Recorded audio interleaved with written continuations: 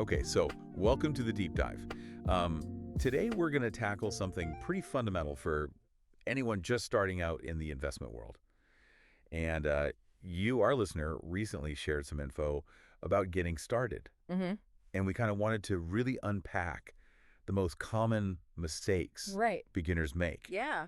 So think of this as your insider's guide Yeah. to help you navigate the investment landscape, a little more confidently. Exactly. And especially for someone who wants to build knowledge, quickly and thoroughly without, feeling totally overwhelmed. Okay. I think understanding those potential pitfalls up front can really save you time, money, and frustration Oh, yeah, for sure. down the road. And I think especially now, with financial information Yeah. coming at us constantly, whether it's on social media All right. or the market doing its thing. Yeah. Knowing what not to do can be just as important as knowing, Yeah, absolutely. where to put your money. It's like laying the foundation first. Right. Before you start building. We're not just going to list the common errors, but more importantly, we're going to explore ways to kind of strategically avoid them. Right. Okay, so let's unpack the foundation here. Yep. Before diving into specific investments, Mm-hmm. it's crucial to get a handle on the basics. Absolutely.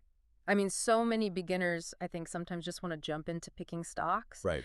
but they don't fully understand all the different types of investments available to them. It's like, if you were to build a house, Yeah. you wouldn't want to do it without knowing the difference between a hammer and a screwdriver. Right. So establishing that solid foundation is key. Yeah. Familiarizing yourself with stocks, which represent ownership in a company, Mm-hmm. bonds, which are like loans you're giving, Okay. mutual funds, which pool money together from multiple investors, Right. and ETFs, which are like mutual funds but trade on exchanges like stocks. Gotcha. So there's a lot out there. Yeah, and there's some great resources, Yeah. that don't have to cost you an arm and a leg to Yeah, get yeah. started. We mentioned in some of the stuff you sent, Investopedia. That's a good one. Yeah. That's like your online financial dictionary. Right. And then you've got platforms like Coursera and Khan Academy, Mhm. which offer more structured courses Yeah. in financial literacy. So really valuable tools right at your fingertips. Yeah. You really got to think about, learning the rules of the game before you actually start playing the game. Right. If you stepped onto a basketball court without knowing Yeah. what a point is, you wouldn't. You'd be lost. You'd be lost. Yeah. Right. So in the same way, understanding these investment instruments, Yeah. it's kind of fundamental It's for just making inherent. informed choices. Okay, so we've got the basics down. Yeah. We know we want to learn the basics, but Yeah. now the next really crucial step is to pinpoint what you're actually trying to achieve Right. with your investments. Yeah. What are your specific financial goals? I think that's a question. A lot of beginners don't spend enough time on really thinking about, your investment decisions shouldn't be random. They should support what you want to accomplish Mm-hmm. financially. So, common examples are things like saving for retirement. Yeah. That's a big one. Accumulating a down payment for a house or saving for that dream vacation. Yep. So, All good goals. yeah. And you know what I think is interesting is when you really nail down your goals, it helps you clarify things like, how much risk you're comfortable with Right. and how much time you have to reach that goal, that investment timeline. Exactly. Someone saving for retirement decades away, can stomach more market ups and downs than someone saving for a down payment in a few years. For sure. I think of it as your goals are your compass. Yeah. They guide your investment strategy and help you avoid making impulsive decisions Yeah. that don't really align with your overall vision. Right. Okay. So we've got the basics. Yeah. We know our goals. Yeah. Now, thinking about actually putting money to work, what's a common pitfall beginners often stumble into? Probably neglecting to diversify. Yeah. You've probably heard, don't put all your eggs in one basket. Right. I think that's a fundamental principle for a reason. The danger of concentrating investments in a single area, whether it's one stock Yeah. or just a very specific sector of the economy, Right. is if that area hits a rough patch, a huge portion of your portfolio could suffer. Right. And so diversification is about Yeah. spreading your investments. Across different asset classes like stocks and bonds that we talked about. Right. But also across different industries and sectors within those classes. So for instance, within the stock market, you might consider investing in technology, healthcare, Yeah. consumer goods, and so on. Makes sense. And the key thing with diversification is it's really a strategy for managing risk. Hmm. It's not about necessarily getting the highest returns in a given period, Right. but rather protecting your overall portfolio Okay. from losses due to the volatility Yeah. of any single investment. Mm-hmm. So when one area is down, another area might be up, Right. and that can help smooth out your returns. That makes a lot of sense. It's like having a diverse skill set. Yeah, exactly. If one job market is tough, another one might be, booming. Yeah. Now, another interesting aspect that came up is how our emotions can play tricks on us when it comes to investing. Oh, yeah, the emotional roller coaster of investing. Right. That can really derail even experienced investors, let alone someone just starting out.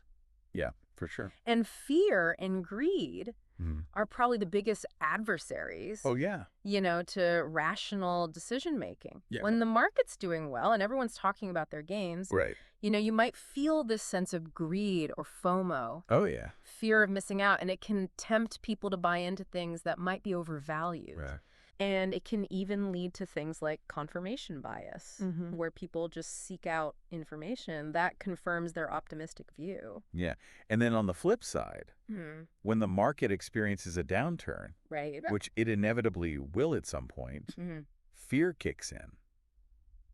People see their portfolio declining and they panic. Yeah. They sell, Yeah. often at the worst possible time, Right. Yeah. locking in those losses. Exactly. And it can even be compounded by loss aversion, Yeah. which is that psychological tendency where you feel the pain of a loss Mm-hmm. more strongly than the pleasure of an equivalent gain. Yeah. So Yeah. sticking to the plan, really helps you. Yeah, having that well thought out investment plan is crucial. And even more importantly, sticking to it. Right. That plan should outline your goals, your tolerance for risk, and your strategy for allocating your assets. Makes sense.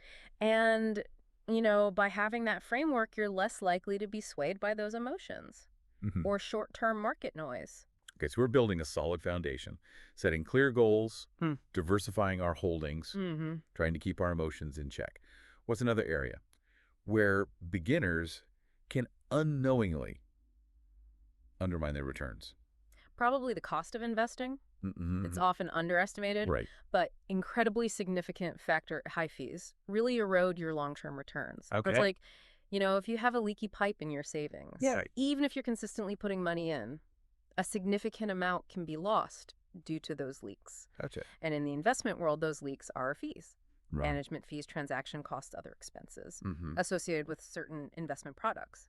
And, the sources that you reviewed suggested considering low-cost options, Yeah. like index funds or ETFs.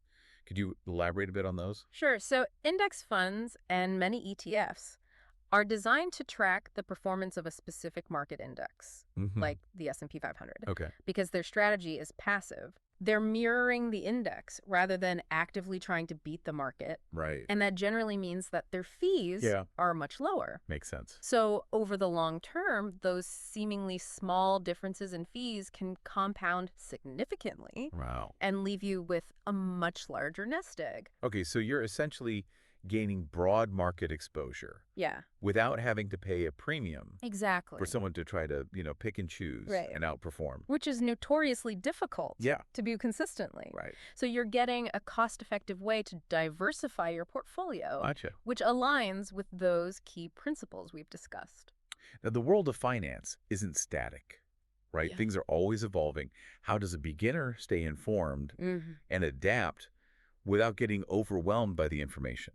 I mean, that's a great point. The financial markets are incredibly dynamic. They're always changing, and there's so many factors that influence them. Economic news, tech advancements, global events, shifts in consumer behavior. All these things play a role. Yeah. So continuous learning and a willingness to adapt are absolutely essential for navigating this landscape successfully over the long term. So that means staying informed Yeah.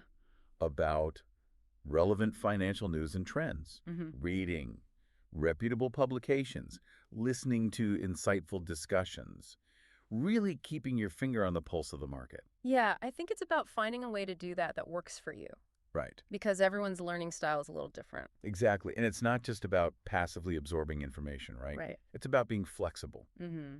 adjusting your strategy as your own personal circumstances change Exactly. or as the broader economic environment shifts. Because you know what might have been right for you in your 20s might not be the most suitable as you approach retirement, Yeah. for example. Totally. Your risk tolerance might naturally decrease as you get closer to your goals or new investment opportunities might come up. Yeah. The key is to stay engaged and adaptable. Now, the sources that you looked at also highlighted some really influential figures Mm-hmm. in the world of investing. Mm-hmm. I always find it helpful to understand the philosophies of those who have achieved long-term success. Absolutely. Learning from the greats Mm-hmm. can provide invaluable guidance. Yep. So Warren Buffett, often called the Oracle of Omaha, Right. he's a great example. Mm-hmm. He's known for his value investing approach, Right. focusing on milling shares of good companies at attractive prices, Mm-hmm. holding them for the long term. Yeah. It's proven remarkably successful over decades. Yeah, it has. And, his annual letters to Berkshire Hathaway shareholders, Mm-hmm. those are a treasure trove of wisdom. Right. And then there's John Bogle, the visionary founder of Vanguard. Yeah. His contribution to democratizing investing Mm-hmm. by pioneering the first index fund, really advocating for low-cost investing. Huge impact. Yeah, he was all about making sure investors weren't paying high fees for mediocre returns. Yeah. you know. I think it's fascinating how both of them, despite some differences in their investment styles, Yeah. share that fundamental belief Right. in a long-term perspective. Exactly. The importance of truly understanding Mhm. the businesses you own and keeping those costs down. Those are foundational principles Yeah. that anyone can embrace. Right. And to kind of throw in a bit of a surprise here, Mm-hmm. one of the sources that you looked at included a rather quirky fact.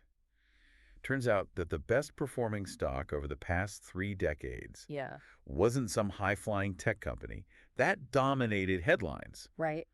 but rather an under-the-radar supplier of motor fuel. Yeah, it's funny how, the most hyped things aren't always the best performers. Yeah. Right? It challenges that FOMO. Exactly. Right. And it emphasizes, sticking to those sound investing principles Mhm. rather than chasing trends. It's so easy to get caught up yeah, in the next big thing. Yeah, So- bringing it all together. Yeah. It's fascinating how all these seemingly distinct points, Mhm. understanding the basics, setting clear goals, diversifying, managing those emotions, keeping a close eye on cost, Yeah. and continuing to learn, Right. all interrelate Yeah. to build a more successful strategy. Absolutely. And I think the key takeaway as you embark on this journey Mm-hmm. is to be aware of these pitfalls Right. and actively take steps to avoid them.